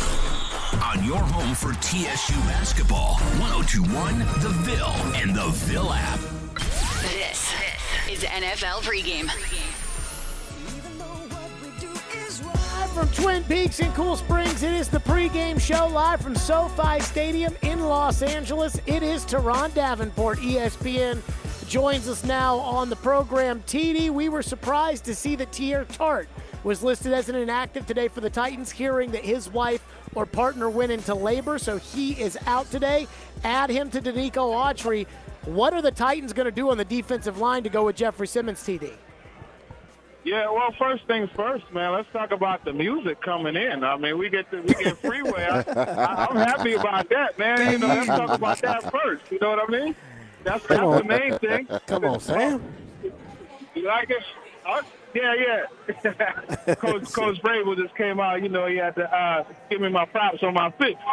You know what I mean? But so you asked about Jeffrey Simmons and this defensive line, man. You know that you got to look at this, right? They're going to have to pressure and find ways just to layer that the way that they get after Justin Herbert. You got to keep him in the pocket because he's a guy that he gets on the move and he could put it 70, 80 yards down the field with accuracy. So that's really the main thing. has to make sure that they do.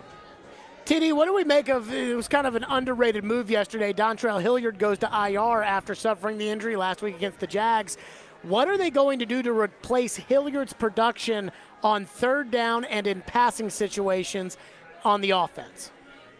That's a great question, and that's something, when he went down, I said, well, how are they going to find a way to get the back out of the backfield as a threat? And, Julius Chestnut is a bigger, not so shifty type of athlete. So it's really going to come down to, they're going to have to use a guy like Chigakampo out of the backfield. They're going to have to go with more empty, but if you go empty, the protection is limited. So I honestly, man, I can't call that one. I don't know what to tell you on that.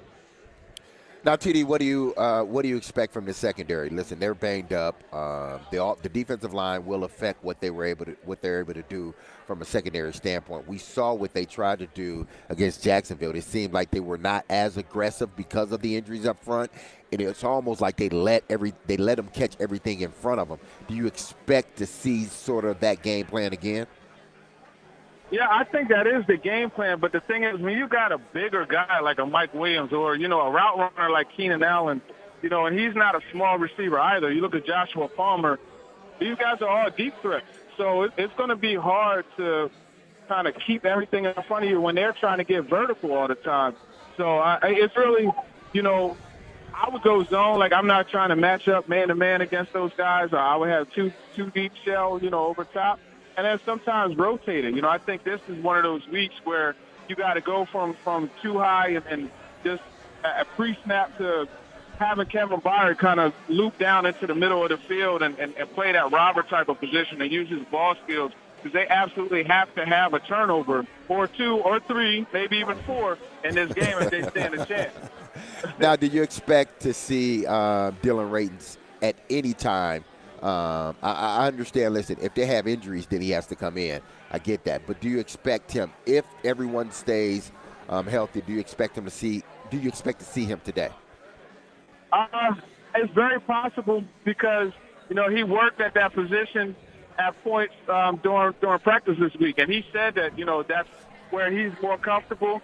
I think if they come out here and stuff doesn't go right, that protection is the way that it has been from that left tackle position. I could definitely see him coming out there. TD, just looking at this wide receiver position for the Tennessee Titans, we all know that Burks is going to be out. He was out last week, and he was out this week. And you know that the Chargers are going to load the box to stop Derrick Henry. What receiver needs to really step up in his game to give Tannehill a security blanket so they can make some plays downfield? Yeah, I think if you go receiver specifically, I would say Robert Woods. He has to step up, and this is a perfect opportunity. He's back at one of his ex-home stadiums. So this is a good shot for him to be able to do that.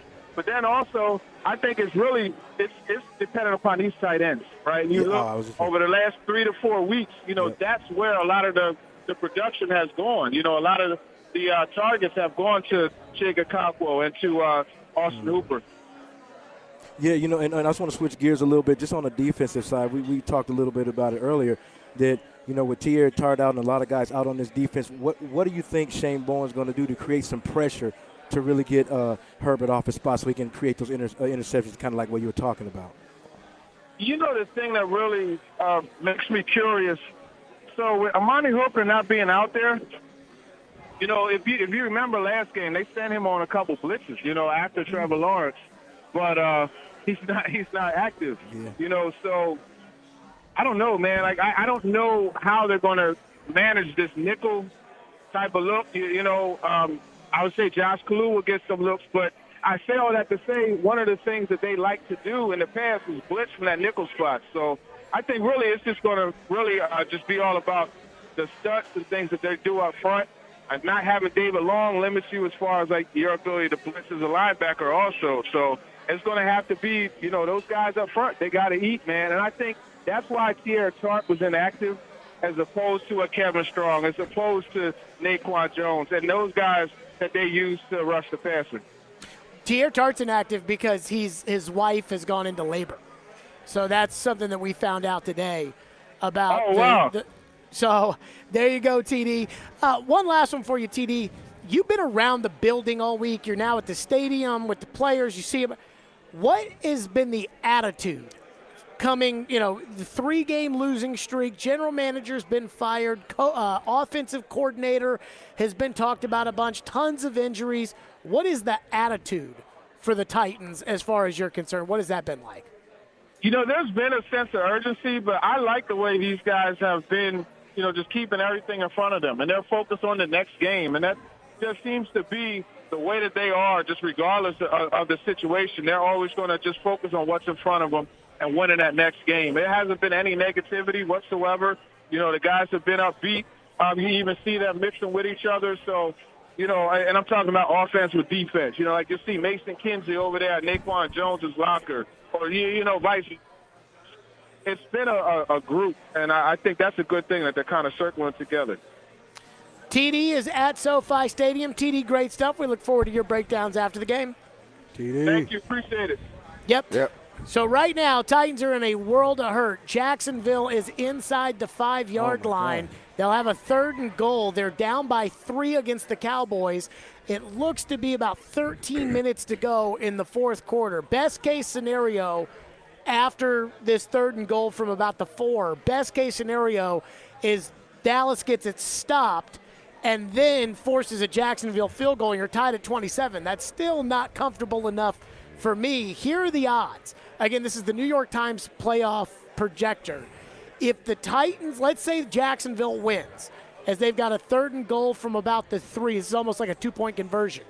Trevor Lawrence in the shotgun, throws it over the middle. Touchdown. Wow. Zay Jones. Yeast.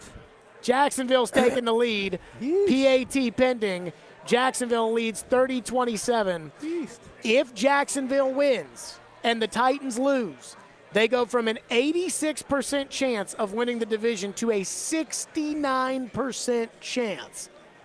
That would mean the Titans would have to beat the Texans, and they would have to beat the Jags, and they would need the Jags to drop another game along the way. If the Titans win and Jacksonville wins, the Titans' percent chance of winning the division goes from 86 up to 89, which would be good. Yeah. That would be okay. But again, the onus then shifts to the Titans. If Jacksonville loses, then the Titans will walk out of today with no worse than an 88% chance of winning the division. So you need the Dallas Cowboys to come back. They currently are trailing 31-27, and I don't think Dallas has done anything in the second half. They haven't, not at all.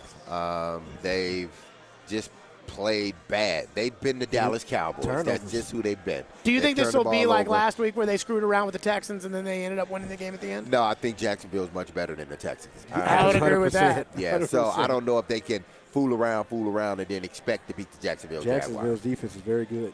So we'll see. Speaking of the Texans, they've got a lead on Kansas City right now in the 4th quarter, 21-16. Kansas City, though, inside the 10-yard line with a 2nd and goal. Coming up next, our picks to click. Who's got a click today for the Titans in order for them to get a victory? We'll do that coming up next, live from Twin Peaks. It's the pregame show on 102.5, 106.3 The Game.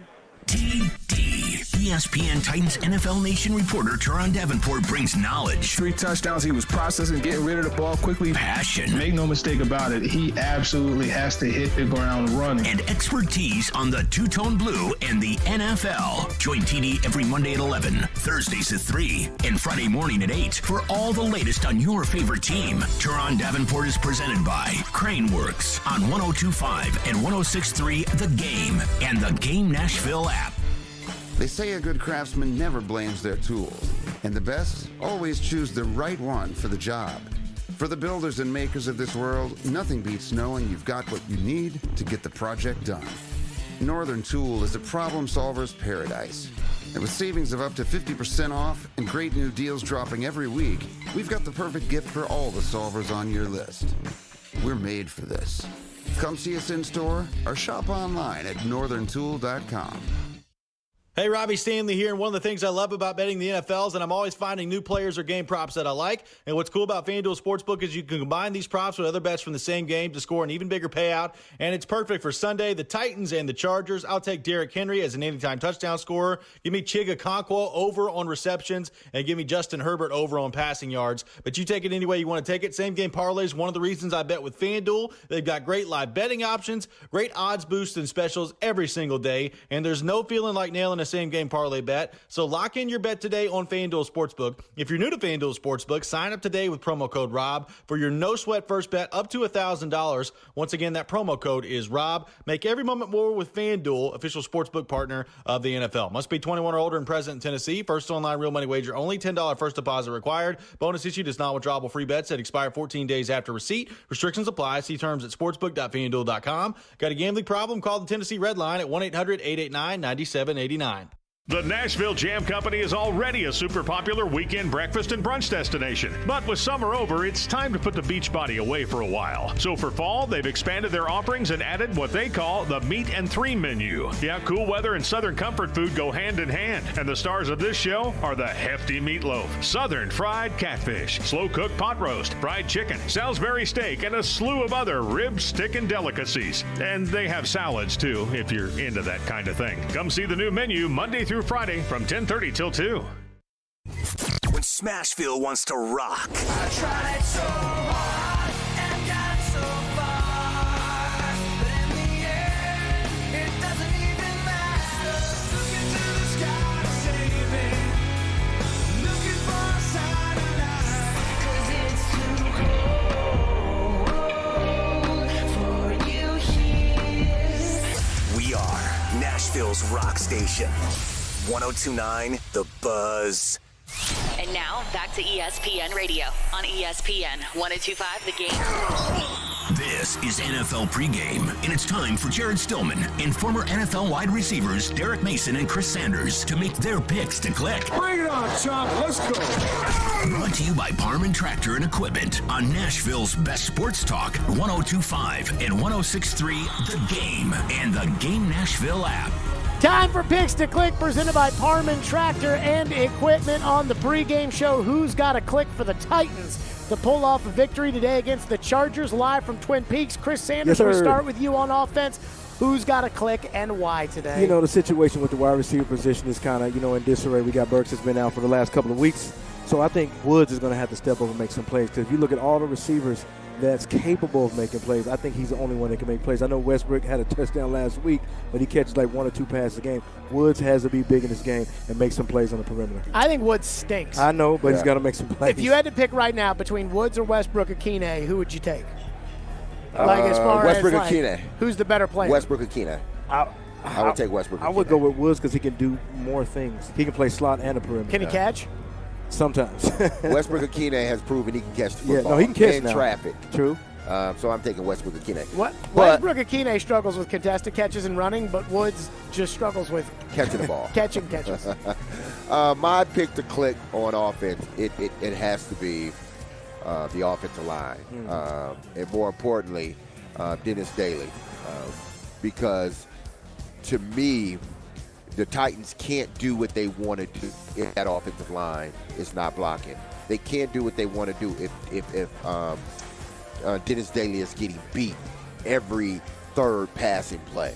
They can't get in a rhythm as a passing team if pressure's coming from that left side of Ryan Tannehill. So to me, he needs to step up big because the Chargers, they're going to bring pressure. 1, to stop Derrick Henry. 2, they don't respect your passing game. So if they don't respect your passing game, those tackles got to hold up. And to me, Dennis Daly has to hold up this week. My offensive pick to click, the rule is you can't pick Derrick Henry, but with the Chargers at 5 yards per carry allowed, dead last in the NFL, the Titans got to run the football today. I mean, there is no excuse to not running it. Last week was kind of a mixed bag, right? They had a couple of big runs with Derrick Henry that propelled him to a decent stat line, but there were a lot of, first down, 1-yard gains. And they can't have that. Not with a team who allows 5.4 yards per carry. So it's the offensive line. It's the scheme. It's Jeff Swain not getting a cut back block like he did last week. It's Derrick Henry You cannot look at a team on paper. Because I guarantee you the Chargers are looking at the Titans on paper, and they're seeing 31 against the pass, and they're thinking, we got to pass the ball this game, and we've got the guys to do it. The Chargers are dead last in the league at allowing 5.4 yards per carry. They got to give it to Derek, and he's got to do something with it, or else they are in deep trouble.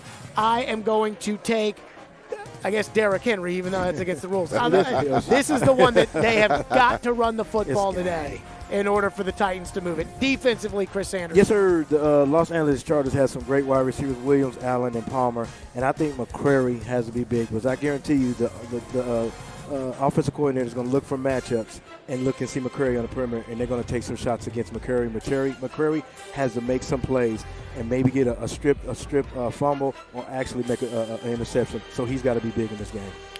My pick to click is going to have to be Kevin Byard. I think because of the injury situation with the defensive line, and because now the Chargers are getting their explosive guys back on the outside, it's going to be imperative that they communicate as a unit. And Byard is one of the best, if not the best, safeties in the National Football League. So he has to be that one guy that makes sure everyone knows what's going on. Make sure everyone is at the right space at the right time when they're supposed to be there. So to me, Kevin Byard is a key to this Tennessee Titans stopping this high-powered Charger offense. Kevin Byard is a good player. I like Byard. When they don't get any kind of pressure, though, he doesn't create turnovers. It's tough. Yeah. It's tough. Yeah. Any safety can. It's tough. I'm like, is that worth $15 million if you are only really good when the guys in front of you are good, or is that just how it works? That's just how it works, man. I'm going with Bud Dupree, and I'm going to tell you why. This isn't just about what the Titans need, and they do need pressure on Justin Herbert. This isn't just about what the Titans need. This is what Bud Dupree needs. I'm a big Bud Dupree believer. Why? No, he's not. Because Why? He didn't sound confident. Because saying last season, when Bud Dupree was out there, that defensive line was elite. What's the key word? When he was out there. But and last season, and even this season against the Colts, he forced Matt Ryan into 2 interceptions. My thing is, though, I wonder how much of that is Danico Autry playing by him, and if Danico is just that good. But the reality for Bud Dupree is this: Bud Dupree makes a fortune, and he is set to make $17 million next year. That I don't see how the Titans can pay him if he doesn't start producing more, especially with Autry out. If you can produce well with Autry in there, then I can pay Autry and I can get somebody else in there to go next to Autry. If you can't produce when Danico Autry is out and I need a pass rush, I don't need to pay you $17 million next year. I could see the Titans getting out from the Bud Dupree contract. They will be able to do so after this year. So if Bud Dupree wants to stay on this team, he's going to have to start pressuring the quarterback by himself. And if the Titans are going to have any prayer of stopping Justin Herbert, they're going to have to get pressure.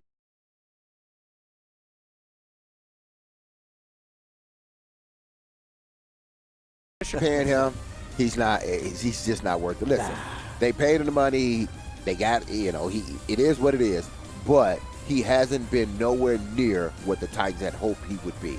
He's in and out of the lineup, and then even when he's in the lineup, he disappears at times.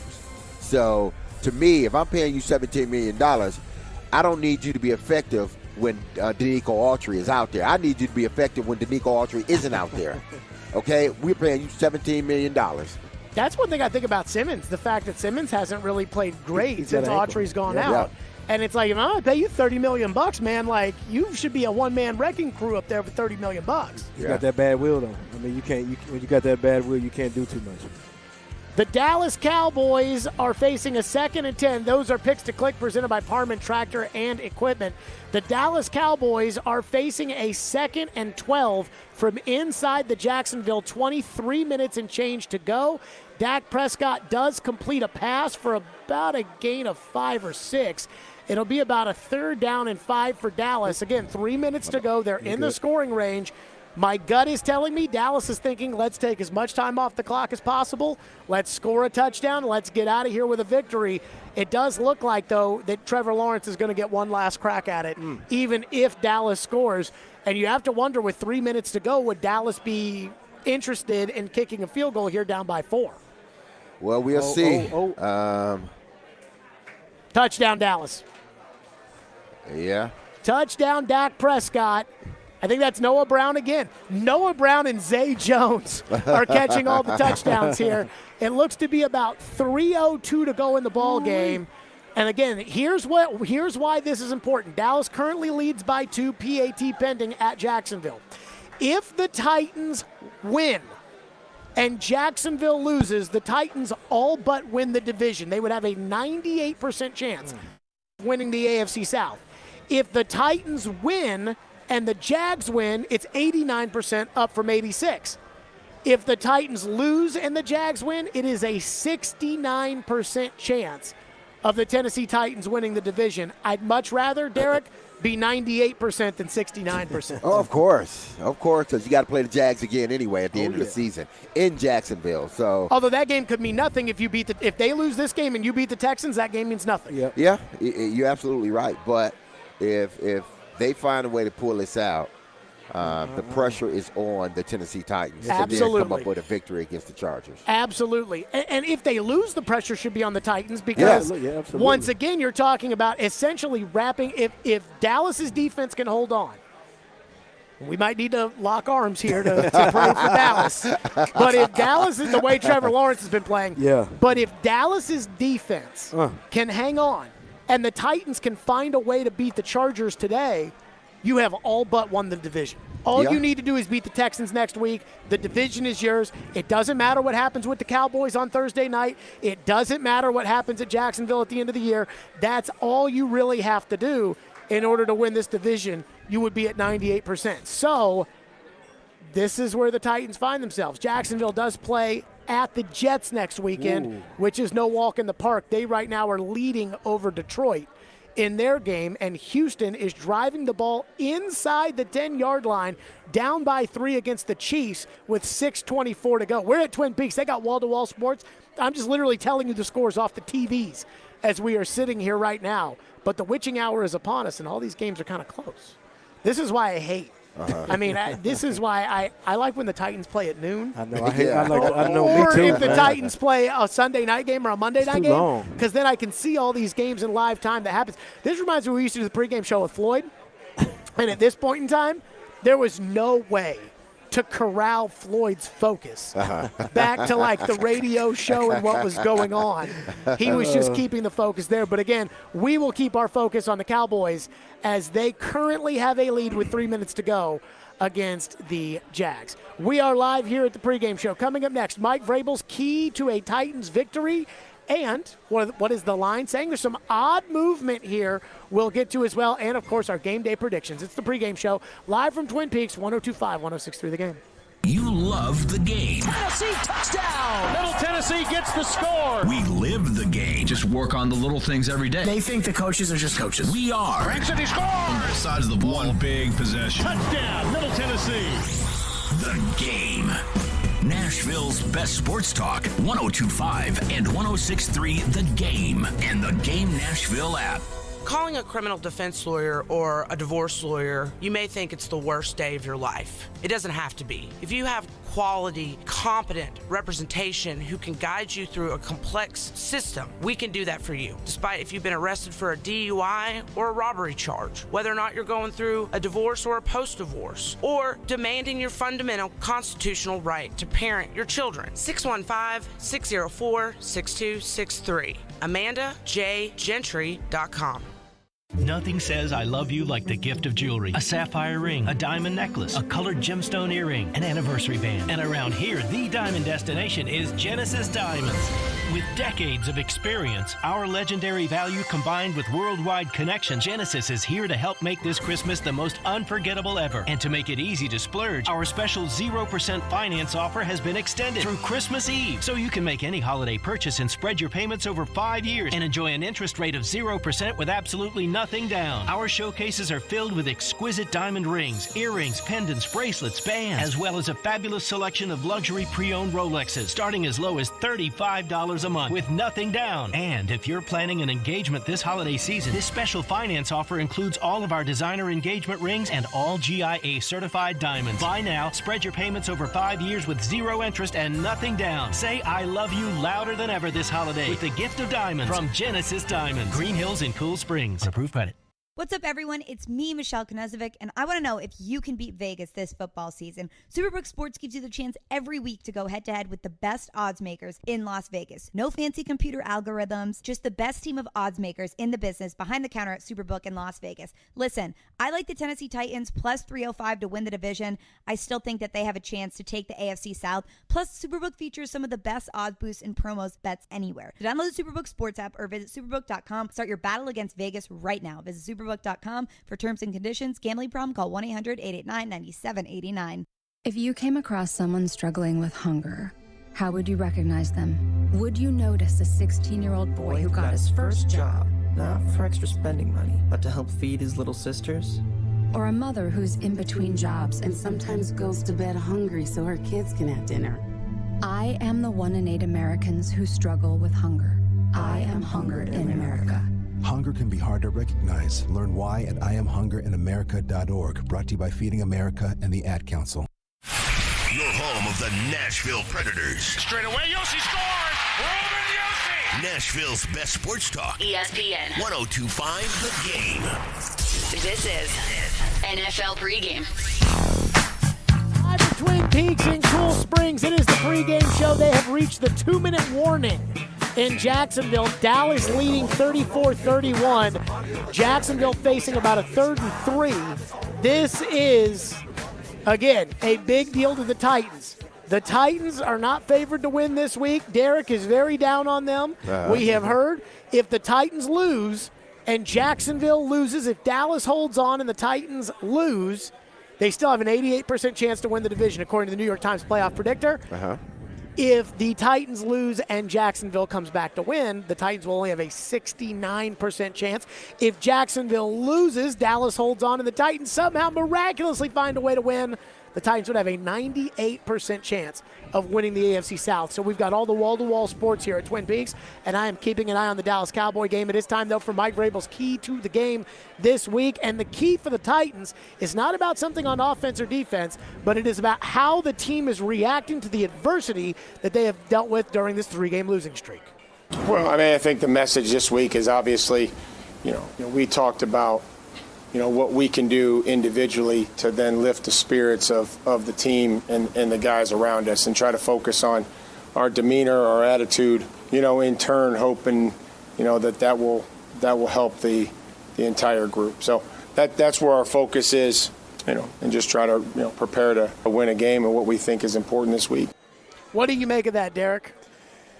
What he basically said is, listen, because of our offensive coordinator, because of our owner, they brought these distractions in here. Yeah, we are on a 3-game losing streak. And the injuries. Let's not let all of this get to us, fellas. Let's concentrate on what we're doing. Let's concentrate on the task at hand. Let's stay together because we got to go to L.A.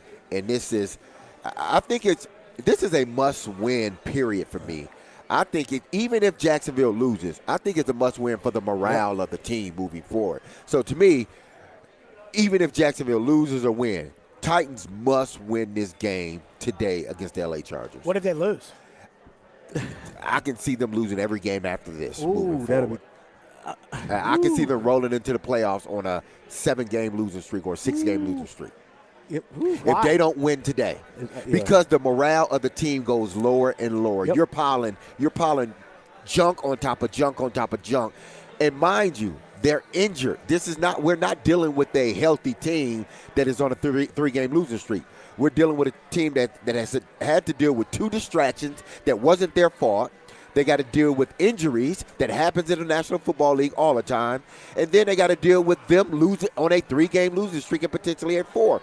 So if they don't get this, regardless if Jacksonville win or lose, it's bad for morale in the locker room. I mean, I agree with you too, Derek. I mean, they got 2 choices, and I say this term all the time. You got a choice to get bitter or get better. And I think he's trying to keep the morale of the team.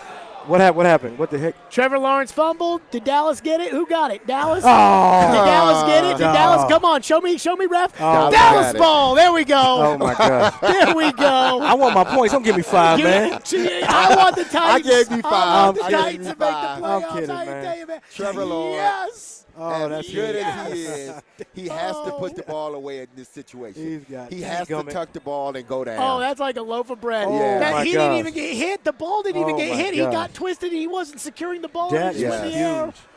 That oh, was my goodness. Trevor Lawrence. Whoa, baby.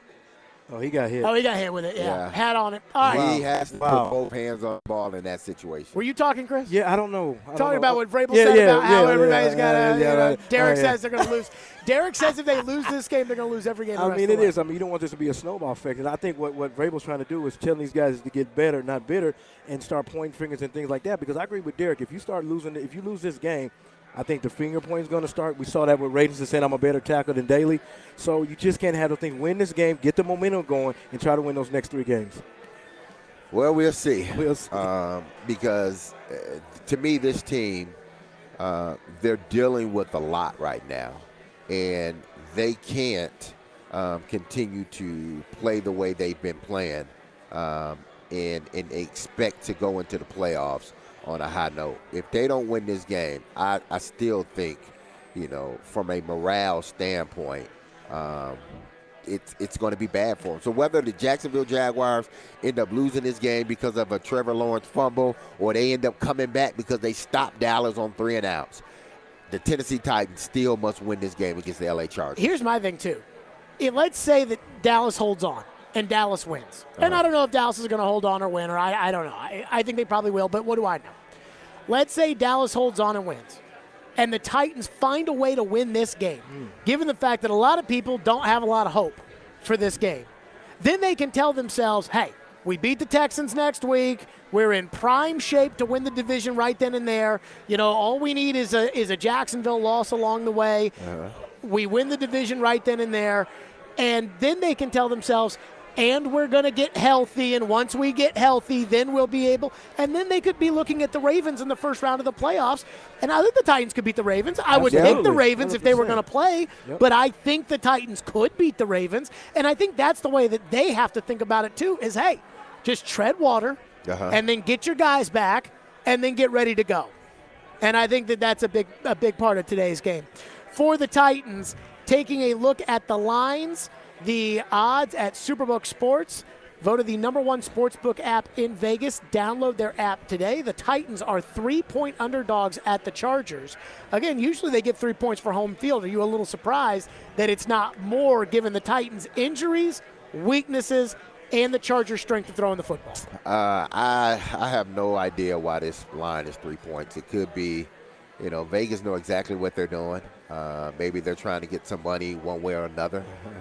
But with the Titans' injuries, both on offense and defense, and with the Chargers getting healthy now, I'm surprised this line is at 3. I really am.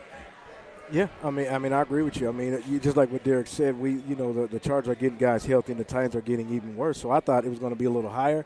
But even though that, I still think the Titans are going to find a way to win. It's kind of quiet right now. Mike McCarthy just dumb. Yeah, he's dumb. What did he do?